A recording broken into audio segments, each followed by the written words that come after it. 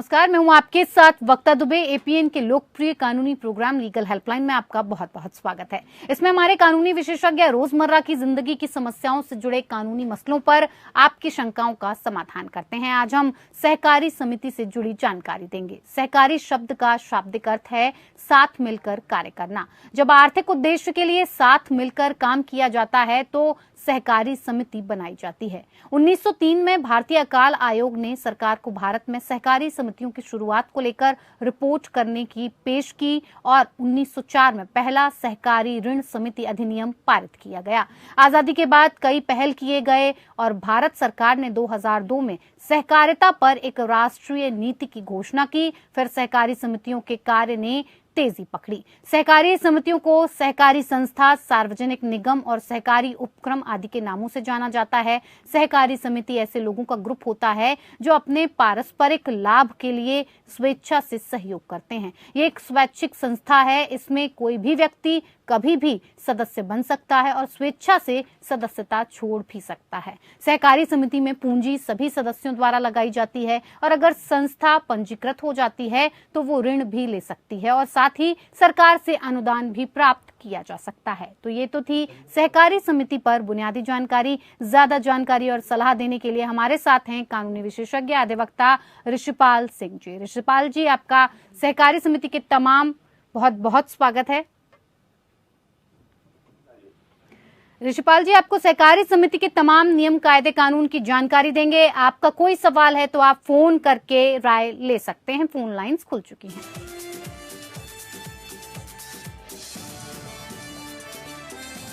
तो आपको विषय की जानकारी एक बार फिर से दे देते हैं। सहकारी समिति से जुड़ी कानूनी जानकारी के लिए आप टीवी स्क्रीन पर फ्लैश हो रहे नंबर्स पर कॉल कर सकते हैं और कानूनी सहायता के लिए हमारे कानूनी विशेषज्ञ के साथ राय मशवरा कर सकते हैं। हमारे नंबर्स हैं 01206127 6127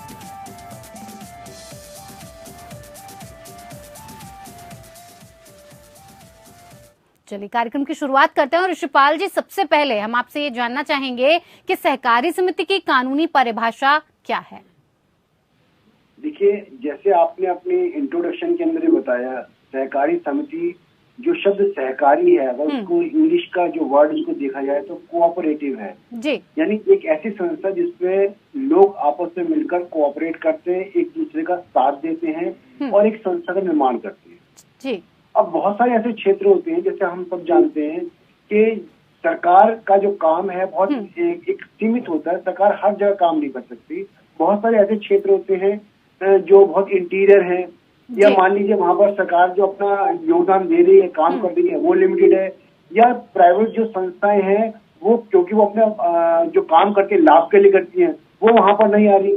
तो ऐसी स्थिति में जो वहां के लोग होते हैं वो सहकारी संस्था का निर्माण करते हैं। और इस सहकारी संस्था अगर आप देखें ना तो ये कोई एक बहुत नया कॉन्सेप्ट नहीं है, ये बहुत प्राचीन काल से हमारे देश में चलता आया था। तो जब भी एक जगह होती है, एक प्लेस है, उस प्लेस में अगर कोई और व्यक्ति काम नहीं कर रहा और उनको लगता है कि हमारे बेहतरी के लिए हमारे पास जो और हमारा जो सिस्टम है उसको और बेहतर करने के लिए हम एक संस्था बनाए, तो सभी लोग अपना थोड़ा थोड़ा जो योगदान देके वो सहकारी समिति जो होती है वो तय करती है कि सबका अंशदान ये होगा और उस अंशदान से एक सोसाइटी, एक संस्था तैयार की जाती है जी। और उसका उद्देश्य यही होता है कि जिस पर्पज के लिए वो सहकारी समिति बनाई गई है उस पर्पज को हल करे। ऋषिपाल जी, आपने जी सबसे इम्पोर्टेंट यही जो पर्पज वो है, जो शब्द इस्तेमाल किया गया, और ये केवल कानूनी शब्द नहीं बल्कि हमारे संविधान के द्वारा भी इसको शक्ति दी गई है कि सहकारी समितियां जो है, यानी जहाँ पर गवर्नेंस है वो गवर्नेंस को बहुत नीचे लेवल तक लेके जाना है। हर आदमी उस नीचे लेवल तक गवर्नेंस कर सके और कामों को निपटा सके। एक डिसेंट्रलाइजेशन जो है उसकी जो अवधारणा है, उस अवधारणा को बनाने के लिए सहकारी संस्थाएं जो है उनका निर्माण किया जाता है और अधिक से अधिक उनको प्रोत्साहन करने की कोशिश की जाती है। ऋषिपाल जी, आपने बहुत अच्छे से समझाया इसकी कानूनी परिभाषा के सहकारी समिति की परिभाषा क्या होती है। साथ ही साथ आपसे जानना चाहेंगे कि सहकारी समिति बनाने की आखिर आवश्यकता क्यों होती है? जैसे मैंने बताया, जैसे हर क्षेत्र जहाँ पर सरकार काम कर रही है, तो ऐसे हमारे देश में बहुत सारे क्षेत्र होते हैं जहाँ सरकार नहीं पहुंच पाती, या जो निजी क्षेत्र है वो नहीं पहुंचता। निजी क्षेत्र इसलिए नहीं पहुंचता क्योंकि हो सकता है वहां पर उनको लाभ ना हो रहा हो। तो ऐसी स्थिति में वहां रहने वाले जो लोग हैं, जो इंटीरियर में रह रहे हैं, या कोई ऐसा समुदाय है जिनको अपनी बढ़ोतरी के लिए अगर उनको लग रहा है कोई और व्यक्ति काम नहीं कर रहा, सरकार काम नहीं कर रही, कोई और चीज नहीं है, तो वहाँ के अपने लोग 10, 20, 30 लोग मिलके एक संस्था का निर्माण कर सकते हैं और वो संस्था उनके अंशदान से बन सकती है। जब सरकारी समिति बन जाती है तो और उसका रजिस्ट्रेशन हो जाता है, तो उसको पावर आ जाती है कि वो अपनी बढ़ोतरी के लिए फिर लोन भी ले सकती है, क्योंकि वो अपने आप में कानूनी आइडेंटिटी बन जाती है। इवन आपने कोऑपरेटिव बैंक का नाम भी सुना होगा, इवन वो बैंकिंग सेक्टर में भी आ सकती है। तो ये सिस्टम होता है जैसे, तो वो सिस्टम अपने आप में इन संस्था उन क्षेत्रों के लिए, उन वर्गों के लिए है जहां पर सरकार या निजी क्षेत्र जो काम नहीं कर रहा, उनको और बेहतर तरीके से संसाधनों का प्रयोग करने के लिए और उनको सुविधा देने के लिए जो सहकारी समिति है उनका निर्माण किया जाता है। जी, सहकारी समिति की सदस्यता के लिए क्या मापदंड है, और अगर बात की जाए कि इसके सदस्य कैसे बना जा सकता है, तो कौन कौन इसमें सदस्य बन सकते हैं? देखिए, जैसे मैंने आपको पहले बताया, सहकारी समिति जो बनती है वो किसी विशेष प्रयोजन के लिए बनती है। ठीक है। मान लीजिए कुछ सहकारी समिति बन रही है, वो खेती के लिए बन रही है, या मान लीजिए वो बैंकिंग सेक्टर के लिए बन रही है, ऋण देने के लिए बन रही है, या मान लीजिए वित्तीय संस्थान के लिए बन रही है, या मान लीजिए किसी और चीज के लिए बन रही है। तो जो उससे संबंधित लोग होते हैं, पहले तो वो कोशिश करते हैं जो सदस्य हों वो सदस्य उस फील्ड के अंदर जो है वो एक्सपर्ट हो, समझदार हो। इसके अलावा जो जनरल जो लॉ है, जैसे मान लीजिए कोई व्यक्ति ऐसा व्यक्ति हो जिसकी उम्र 18 साल से ज्यादा हो, कोई ऐसा व्यक्ति सदस्य बन सकता है जो मानसिक रूप से बिल्कुल साउंड माइंड हो, वो दिवालिया ना हो, वो कभी कन्विक्ट ना हुआ हो, यानी किसी केस में सजा ना हुई हो, या मान लीजिए और बाकी जो सामान्य समाज के जो नियम है उन सारे समाजों को नियमों को रहते हुए जो भी सदस्य बन सकते हैं, वो सहकारी समिति जो है उनके लिए मेंबरशिप निकालती है, और कोई भी व्यक्ति अगर उन शर्तों को पूरा करता है तो वो मेंबर बन सकता है। लेकिन आपको ये देखना है कि वो व्यक्ति का काम जो है उस समिति के को बढ़ाने के लिए या उसकी उन्नति के लिए हो, वो ऐसा कोई काम ना करे समिति में आने के बाद कि जिससे कि समिति की छवि जो धूमिल हो सकती हो। यही काम समिति देखती है किसी को सदस्यता देते समय। जी ऋषिपाल जी, सहकारी समिति के अगर पंजीकरण की बात करें तो आखिर इसकी प्रक्रिया क्या होगी, आपसे समझना चाहेंगे?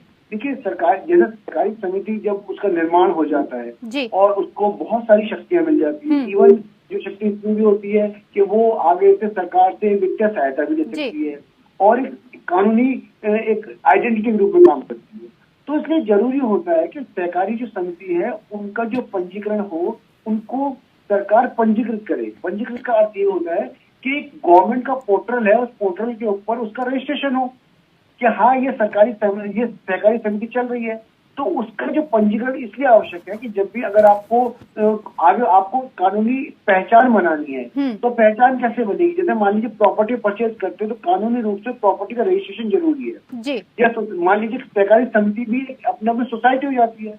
कल को सहकारी समिति किसी व्यक्ति पर अगर मान लीजिए क्लेम करना चाहती है, दावा करना चाहती है, या कोई व्यक्ति कहता है कि सहकारी समिति जो समिति है उस पर दावा करना है, तो कैसे वो समिति पे कैसे दावा करेगा? उसके जो सदस्य हैं वो सदस्य कहेंगे हम तो सहकारी समिति के केवल सदस्य हैं, हम तो समिति है नहीं। तो ऐसी स्थिति में उसका पंजीकृत होता है, उस नाम से एक आइडेंटिटी बनती है, पहचान बनती है, वो अपने आप में एक पहचान बनती है और उसका पंजीकरण होता है और उस आधार पर जो है वो समिति काम करती है। तो ऐसी स्थिति में कानूनी रूप से उसका रजिस्ट्रेशन, क्योंकि उसके पास कर्तव्य भी होते हैं और उसमें अधिकार भी होते हैं। तो ऐसी स्थिति में एक मान लीजिए एक व्यक्ति के रूप में वो उसका रजिस्ट्रेशन होता है और उसके ऊपर दावा किया भी जा सकता है और फिर जो सहकारी समिति किसी और के ऊपर भी दावा कर सकती है। जी ऋषिपाल जी, सहकारी समितियों को रेगुलेट करने वाले कानून कौन से होते हैं?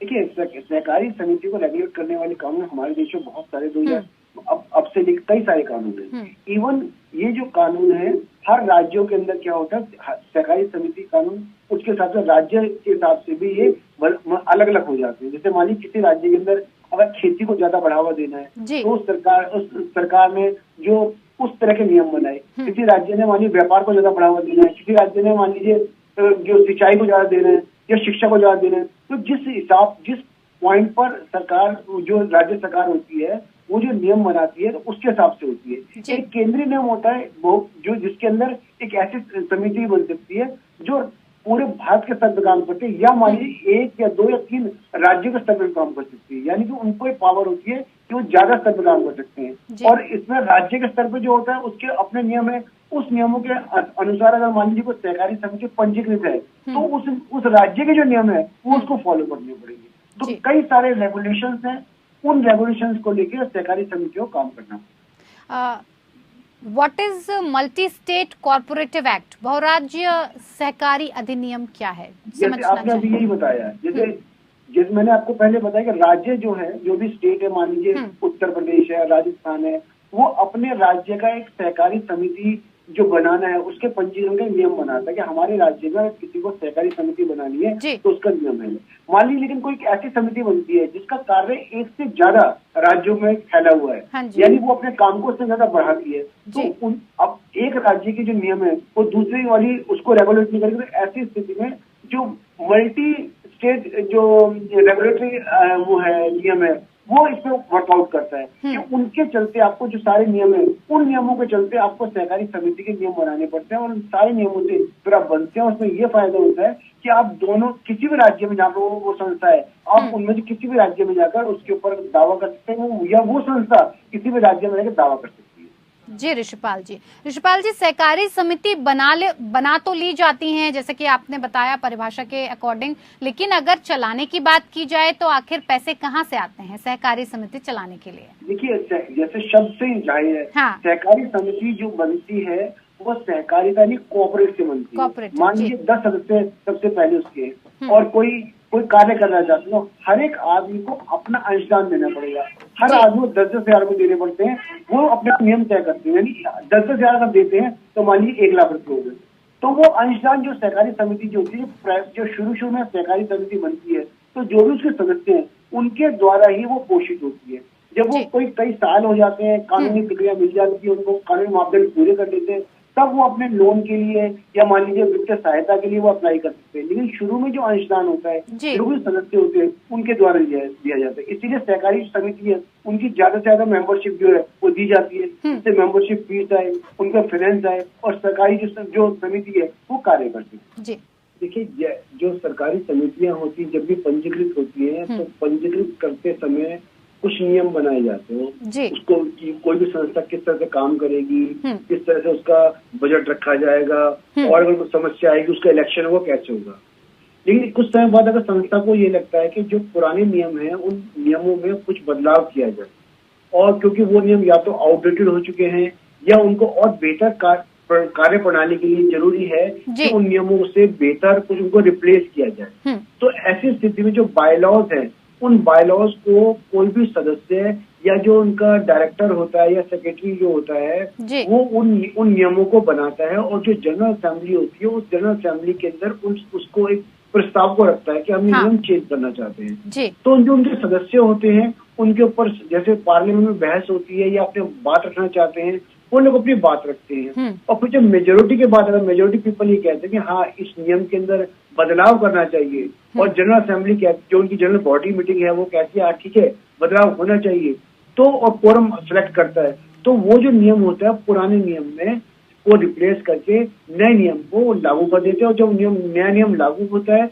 तो उस जो बायलॉज होता है उस बायलॉज को जो उसका नया नियम है उसको फिर दोबारा से जो सोसाइटी रजिस्ट्रार है वहां भेजना पड़ता है कि हमने पहले से इस नियम को चेंज कर दिया, तो वो फिर उसके बाद जो अगला नया नियम होता है वो उस दिन के बाद से इफेक्टिव हो जाता है। जी ऋषिपाल जी, सहकारी समिति की जनरल असेंबली क्या होती है?